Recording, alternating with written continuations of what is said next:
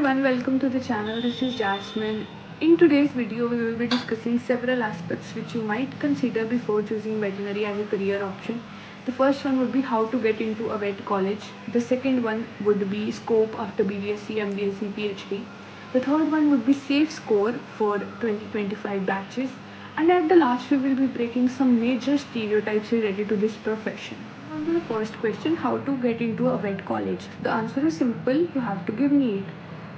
As we all know कि most of the colleges में दो प्रकार की सीट्स होती हैं.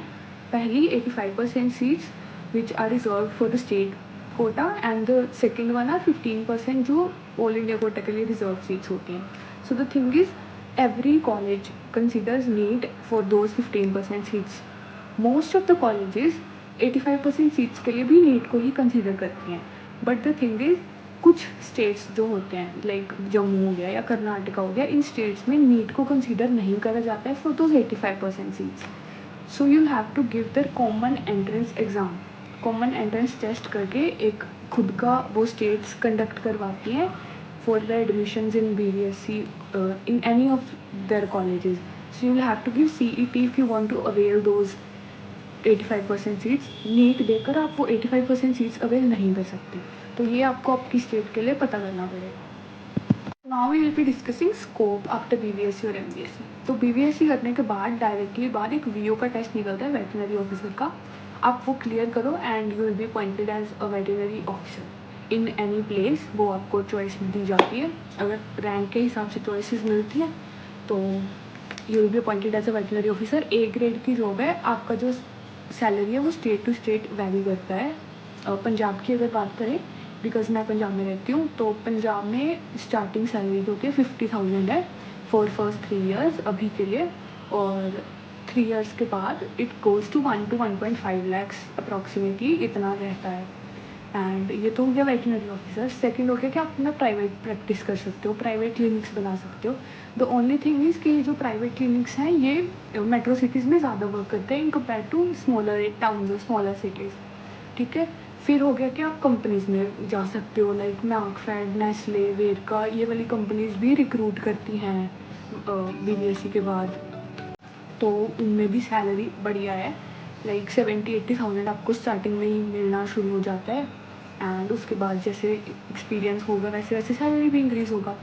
The last option which is like considered to be the best option after BVSC that is abroad जाना. Abroad जाके वेटनरी डॉक्टर बन जाते हैं कई लोग. NAVLE करके एक टेस्ट होता है NAVLE, North America veterinary licensing exam. So that is कि आप किसी भी नॉर्थ अमेरिकन कंट्री में as a vet doctor practice कर सकते हो.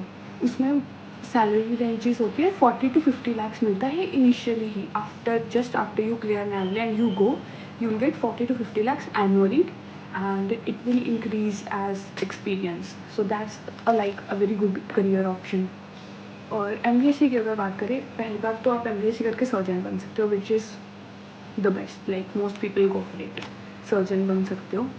और द सेकेंड थिंग इज़ कि आप MVSC करके लाइक BVSC करो, फिर MVSC करो, फिर नेट का पेपर क्लियर करो और फिर आप किसी भी कॉलेज में एज प्रोफेसर लग सकते हो. अगर आपको टीचिंग में अच्छा लगता है तो you can have teaching as a career option too. After doing MBSc, you clear NET and then you can be a professor in any college. We will be discussing the safe score for 2025 batches. तो अगर देखा जाए तो अभी पंजाब की अगर बात करें तो गढ़वासू का जो मेन लुधियाना कैंपस है उसमें 565 570 गई है कट ऑफ गढ़वासू के मेन लुधियाना कैंपस की. और पिछली बार 505 पे मिल गया था. ये जनरल कैटेगरी की बात कर रही हूँ मैं. तो अगर आपको मेन लुधियाना कैंपस के लिए ही आप एम कर रहे हो तो आप 600 लेके चलिए. आपका जो सेफ स्कोर रहेगा अगली बार के लिए. और जो रामपुरा फूल है, CODS रामपुरा फूल, वो इस साल 55510 पे ख़त्म हो चुका है लाइक जनरल कैटेगरी में. और अगले साल इसका भी अगर 10-15 मार्क्स हम अपन इंक्रीज़ करके देखते हैं so it goes to like 520 525. That is the safe score. And उसके बाद खालसा कॉलेज में जो यूनिवर्सिटी कोटा की सीट्स हैं that is okay. Khalsa college is a private college और इसकी फीसेस थोड़ी ज़्यादा हैं इन दोनों कॉलेजेस से. गढ़वासू से तो काफ़ी ज़्यादा है. बट अगर हम बात करें तो इसका 490 आई गेस गया है लास्ट जनरल कैटेगरी के लिए. सो यू अगर इन ओवरऑल अगर आपको गवर्नमेंट सीट चाहिए पंजाब की अगर बात करें तो आप 550 तक स्कोर करने का ट्राई करो, तो आपको कोई भी मिल जाएगा गवर्नमेंट कॉलेज. और अगर आपको कोई अच्छा कॉलेज चाहिए, जैसे कोई वासुई चाहिए या रामपुर फूल चाहिए, तो आप थोड़ा ज़्यादा स्कोर करने का ट्राई कर लें. VCI की अगर बात करें VCI में भी कट ऑफ इस बार काफ़ी हाई गई है. फर्स्ट राउंड में जनरल कैटेगरी तो 600 मार्क्स पे क्लोज हो चुका है. सो इफ़ यू वांट कि अगले साल आपको फर्स्ट काउंसलिंग में ही सीट मिल जाए, फर्स्ट राउंड में ही सीट मिल जाए, है ना, VCI में भी, क्योंकि there are some people, some students who aim for IVRI Bareilly only, no. So you have to consider like 600 तो लास्ट में गया है जनरल के लिए, तो 650 तक मान के चलो आप IVRI मिल जाएगा आपको लास्ट राउंड तक. तो अगर आप ऑल इंडिया के लिए एम कर रहे हो 610 620 इज़ अ सेफ स्कोर. अगर आप किसी अपनी स्टेट के लिए एम कर रहे हो, सो पंजाब के लिए 550 इज़ अ सेफ स्कोर आपको मिल जाएगा गवर्नमेंट कॉलेज अगले साल भी बेट में. Coming to the most interesting part, the stereotypes. The first stereotype being girls are not fit for this job. Like girls can't be good vets or something like that.